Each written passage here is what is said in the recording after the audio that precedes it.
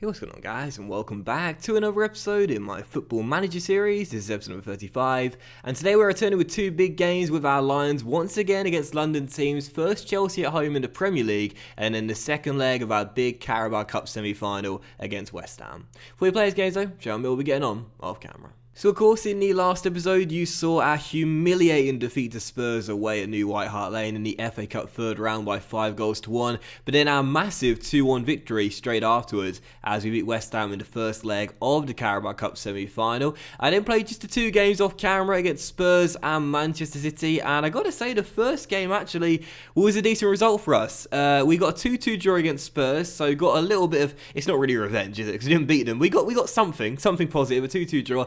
Menji gave us the lead in this game 21 minutes in before Abubakar equalised on the stroke of half-time. And then late on, there were two goals in the space of a minute. Sean Hutchinson grabbing his third goal in two games made it 2-1. And I was thinking, come on, this could be our first big scalp of the series. But directly afterwards, we gave them the equalising goal. The wing-backs combining Conte and Jordan Amavi, linking up for their equaliser. And we threw away two leads at home to Spurs to only get a point. And to be fair, I thought we played better in this game. I thought we were the better team, and on another day could have got the 3 points, but instead weren't clinical enough, didn't defend well enough, and that's why we had to settle for the point. But it's still a very credible point against a side that we shipped 8 goals against in 2 games so far in the season. So we'll take that point there as a good one. And following that, what happened was not good at all. We lost to Manchester City in midweek by 6-0.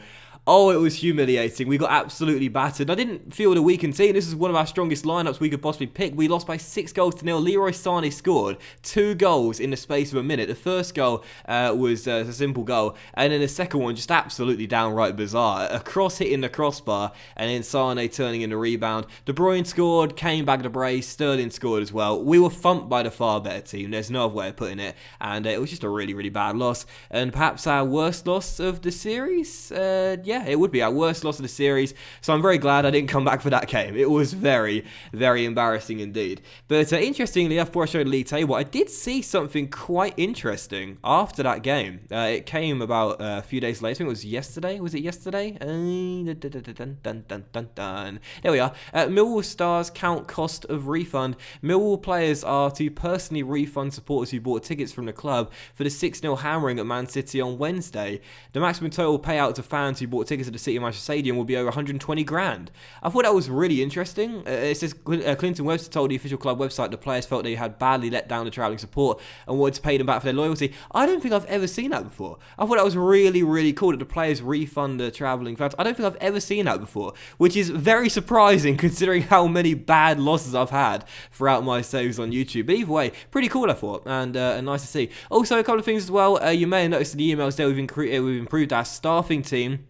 I asked John Berylson to give us some more coaching members, coaching staff, and the chairman said yeah, so cheers JB. And as you can see, we now have the best defensive, attacking, fitness and mental coaches in the division, which is great, because I said before, I really do believe that the coaching staff in Football Manager is one of the most underrated things. I mean, I really do believe that. I think it's so important. You have the best staff you can possibly have, and yeah, it's getting better and better year after year, and I absolutely love it. So right now in the table, as you can see, due to a very poor run of form, we still haven't won a game in the league since November against West Brom away at the Hawthorns. We now slid down to 16th place in the table, and we're just 1 point above the drop zone where Burnley sit in 18th place. The luxury is we have the games in hand on the teams around us right now, but considering our recent form, that doesn't really count for much. I'd much rather have the points than the games in hand, of course, and I'm just glad to know that this really tough run of fixtures is about to come to an end, and there are a few more favourable fixtures to come before what will be a very testing month of April, featuring both Arsenal and Manchester United. So, yeah, first game of today's episode is indeed Chelsea in the league, and I'm talking about our bad run of form and needing the points. Well, we're getting nothing from this game, you best believe that. We're sticking with the 4-4-2 and our normal instructions, but the team is very weak because we expect to lose anyway. We'd probably lose regardless of the lineup with Chelsea right now in second place, and with the second leg of the Carabao Cup semi-final in Wednesday, I want to make sure my first team's fit and fresh for that game, because I want to reach Wembley for the first time in the series. So this is our lineup for the game. It's very weak, and we're probably going to lose by even more goals than we did against Man City. So Long is in goal. It's back for De Silva, Cooper Cahill, and Marlon Romeo as Gary Cahill returns to Stamford Bridge. Our midfield four is Collier on the left, O'Brien on the right, and in the middle, Matt Higgins and Dimitri Payet. Very interesting duo, but I got to say, I like the look of this kid. I really, really do. And up top together, Jerome Sinclair, who, to be fair, has played well in limited minutes this season, and also Marvin Brito as well. Marvin Mrs. Sitters Brito, I think you should call him from now on. On the bench, Anderson, Yannick, Peters, Fulton, Menji, Black, and Niasse. It's a weak lineup. It's a poor run of form. It's going to get extended, but it's Chelsea at home. Let's see what we do. I think this is the first game George Long has started in goal in the Premier League for us as well. And he's made a fabulous save, to be fair, just 2 minutes in, denying Ron McNally from a corner. I'm going to start Woodman in midweek, even though Long's been the cut goalkeeper for every single round, apart from this semi-final tie. But to be fair to George Long, when he does play, he actually does alright. So he probably deserves a few more starts, especially considering how bad our defence has been this season. That was a big interception there by Romeo as well, as we're still tied at 0-0. It's all Chelsea to start the game off. That shot blocked, Rob McNally, Payet with a block, and we get it clear as well. And as we expected, Chelsea starting off on the front foot, and we're already struggling to contain. Well, it's all Chelsea in the stats right now, as we expected. They've had 9 shots, 3 on target, and dominating possession as well. But as things stand, we're 10 minutes away from making half-time, still tied at 0-0, which I'd certainly be pleased with. But right on cue as I say that, here come Chelsea looking for that first goal, which they'll probably get. Ball inside to Alvaro Morata, shoots from range just wide of the post. But to be fair, right now, we're restricting Chelsea to long-range attempts, and they've only hit the target with 33% of them. So for the time being, they can have the ball as much as they want of it. We're doing enough to weather the storm and get to the break still tied. Second half begins, it's still 0-0, and I don't anticipate it staying at 0-0 for much longer. I'm pretty sure Chelsea will break the deadlock not before long. But, I mean, if we could hold on to this, what a result it will be based on our terrible defence this season. And, of course, we've got one of the worst home records in the division. Marvin! Oh, Courtois with the save. That's it. I'm renaming him Marvin Mrs. Sitters Brito. Every single game, it seems, when Marvin's on the pitch, he has one great one-on-one, and he fails to find the back of the net. He's a young lad, so can't be too critical. Sinclair then flashes one wide, but still 0-0. We seem to get, in every single big game against one of the big boys, one golden chance, and we never take it. And it seems like, as well, in every game, right after that chance, the opposition get the goal. And I wouldn't be surprised that happens here, but instead, Collar on a booking just went in on the winger. And that is going to be a second yellow card. And that is not the way we wanted to start the second half off. We had a chance, a one-on-one, and now we've gone down to 10 men for 2 yellow cards. To be fair, our discipline was horrible in the series beforehand. But it's actually been improved this year. But now we're down to 10 men. What we're going to do is bring on Eric Peters for Brito down the left. We'll play a 4-4-1-1. I have him as a defensive winger to defend. And I might also change O'Brien just to a natural winger as well. And we'll just look to go on to counter now, because we're going to be under a lot of pressure for the rest of the game now, going down to 10 men. And we were already. But Peter's on, down to 10 men. I'm pretty sure now Chelsea are going to turn it on and find that goal to go in front. Cooper heads away to free kick, but Jerome Sinclair is going to be so isolated up there, he may as well bring a newspaper out now, because he's going to get nothing. No service whatsoever, and no help at all, as Chelsea look to break us down here and get back, get in front for the first time. D'Amico, you got Collar sent off crosses, Romeo heads clear, but the referee gives a penalty. And what was I talking about? Our discipline being better.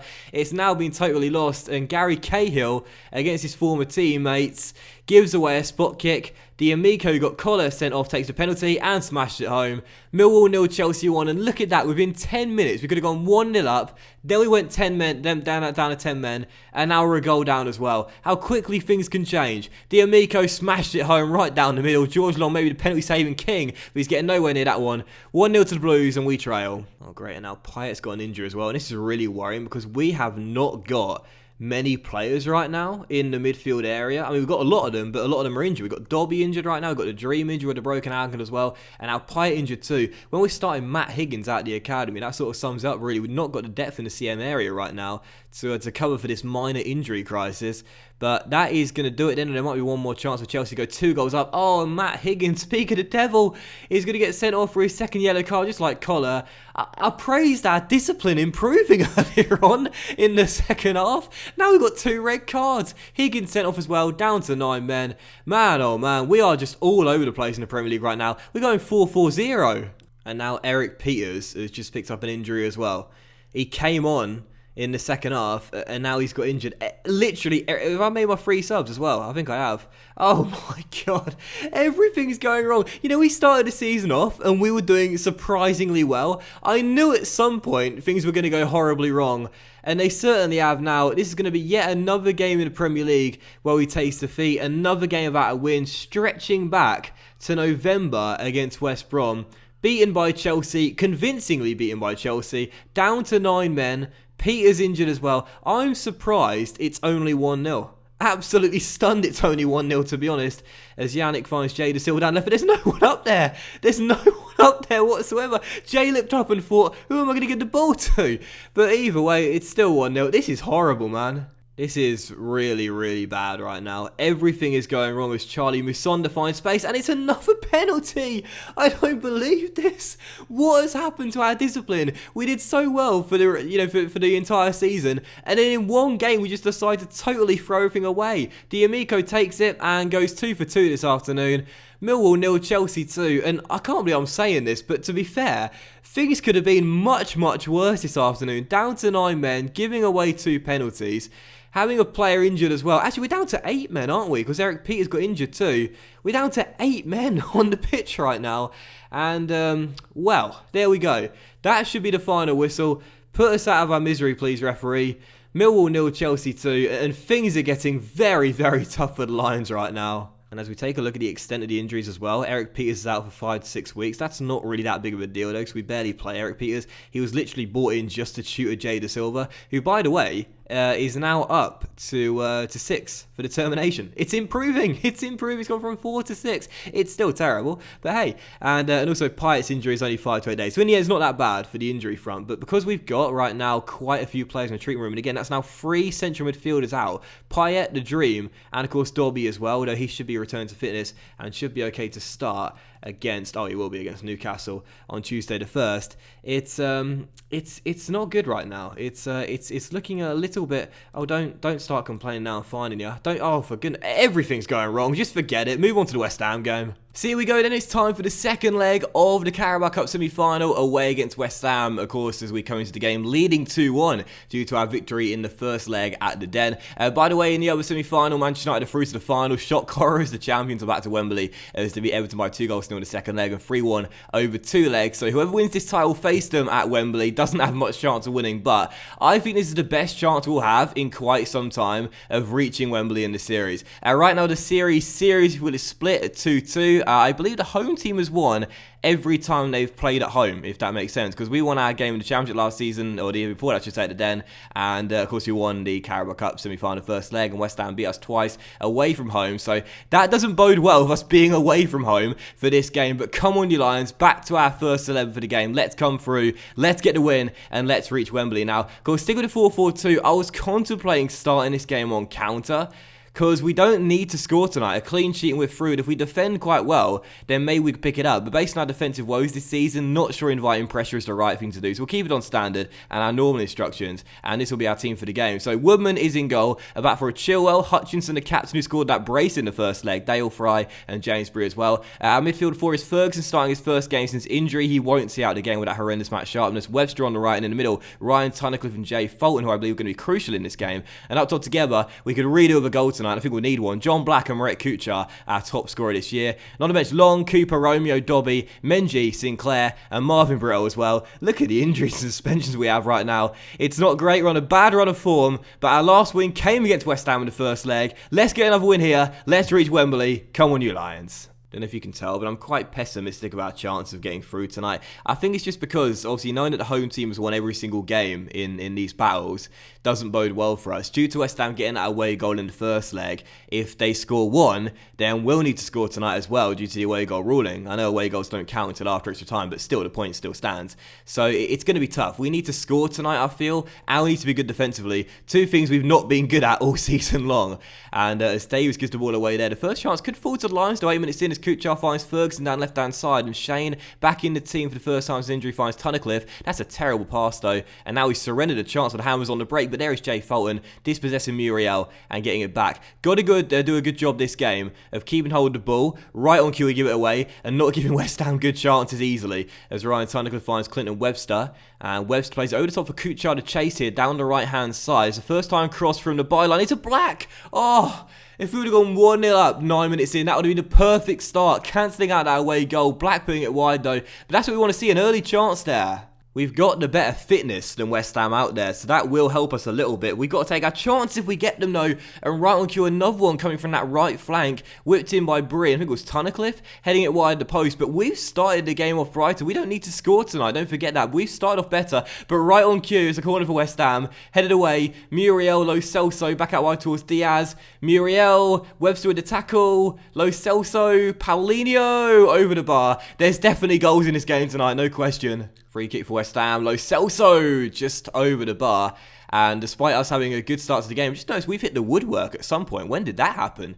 But despite us having a better start to the game, it's now West Ham looking on top. If we can get it to half time though, still tied at 0-0, I'll definitely take that. But there's another highlight here, and as Chilwell gives the ball away, it'll probably come to our host tonight, as Lo Celso finds Diaz, and Diaz through to Muriel. And Muriel, a great ball through to Danny Ings, who's through, and Woodman denies him twice. Freddie Woodman, brilliant double save there by the youngster. Still 0-0, and Danny Ings really should have put West Ham in front. Great double stop though, corner headed away. If we can somehow keep a clean sheet tonight, that'll be miraculous. West Ham looking really good right now as we try and weather this storm. I don't want to go to counter, because if we do that, we invite so much pressure on our goal. And because of our defensive struggles this season, there's no way we'll be able to contain them. But it's still 0-0, we're heading into half-time, and as things stand, if the scoreline stays like this, which I highly doubt it will, we'll be going through. But a second half to play, it's been West Ham's half, really, despite us hitting the woodwork at some point, don't remember that. But for the time being, we'll leave things as they are, not make any changes, because we're 45 minutes away from a place at Wembley, and what's even more shocking is 45 minutes away from a clean sheet. What I'm tempted to do is take off one of Marek Kuchar or John Black and play 4-5-1 as Raphael fires that corner just over the bar. And try and get the ball back in our favour and try and kill any kind of direct threat from West Ham. But at the moment, we're still tied at 0-0, and that's enough. And as Danny Drinkwater's gone in there, that may well be a straight red card, you know. And it is. Danny Drinkwater is off for a straight red card. And Ings has been replaced for a centre-back as well. So West Ham going to change to a 4-3-2 now, which will give them even less chance to win going forward. And with 25 minutes to go, West Ham are down to 10 men. But even though that's the case, I said this before, sometimes it can be harder to play against 10 men, and we've given away a penalty as well. Brilliant. Absolutely brilliant. What's happened to us? What's happened to our discipline? Penalty for West Ham, Muriel to take it, and this should be 1-0. I can't believe this. We're going to totally choke this. Oh, Freddie Woodman coming up big. What a stop by the kid, and it's still 0-0. Freddie, we love ya. Right, so I'm making the changes here, and I'm going to go to a 4-5-1. And I'm going to have Dobby playing as an advanced playmaker. He'll be the guy to give Kuchar some support if we can get him some.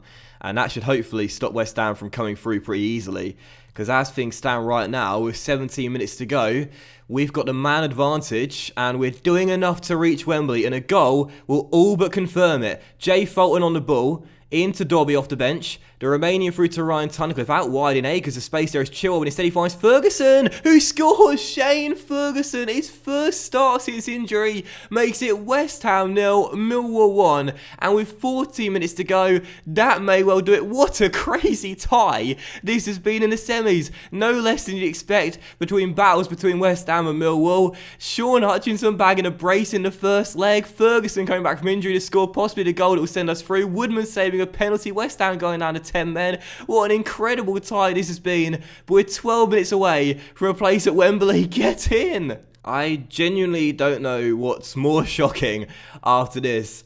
Either us reaching Wembley for the first time in the series, Ferguson scoring his return from injury, or Woodman saving a penalty, or a clean sheet. I don't know, but we've done it. We're through to Wembley, absolutely delighted. But in the midst of all this, I am remembering that in the final, we'll be taking on Manchester United, and I don't give ourselves much chance of getting our first piece of silver in the series against those boys. But at least we've done it. At least we have made the final. At least we have booked a place at Wembley for the first time in the series, and I'm absolutely delighted about that. It was interesting though, like Drinkwater getting sent off in the second half. He didn't start that game, did he? I don't think he did. I think he got sent off like soon after coming on. And then to give away the penalty as well in a women's saver, that was just an incredible tie. That was an incredible two legs. And for the first time as well in the series, we've taken the lead against West Ham, now 3-2. And it's the first time a team has won away from home as well, which I find quite interesting. But I'm going to really enjoy our battles with West Ham throughout the series. This should be a lot of fun. I think this is going to be it's a great rivalry anyway, but it should be a really fun rivalry if both teams continue to progress like they have done. And that was a really great semi-final tie. I enjoyed that a lot. But what I really enjoyed is knowing that we're making it through to the final for the first time in the series. Delighted with that. And I'm just thinking, when is the final going to be played? That'll be in late February to early March, isn't it, ordinarily? So, yeah, it's late February. So I think what we'll do is we'll come back for that. There's only 4 games in the Premier League. There's a big one there against Liverpool at home, which could be quite interesting. A very good relegation 6-pointer there away at Turf Moor. But I think we'll play these games off camera, and we'll come back for the Carabao Cup final. That'll be a 1-game special, and that'll be our next episode, where we will indeed take on Manchester United at Wembley. So thanks very much for watching the episode, guys. We hope you have enjoyed it. And if you did enjoy today's episode, then please do drop a like, as likes are, of course, very much appreciated, and read out the channel out as well. Right now, we can only win in the Carabao Cup. We'll be returning for that final in the next episode. I'm excited for it. I hope you guys are as well, and it should be a lot of fun. Have a great Saturday night. Much love to you all, and I'll see you for the next episode in my Football Manager series, the Carabao Cup final, very soon. Bye.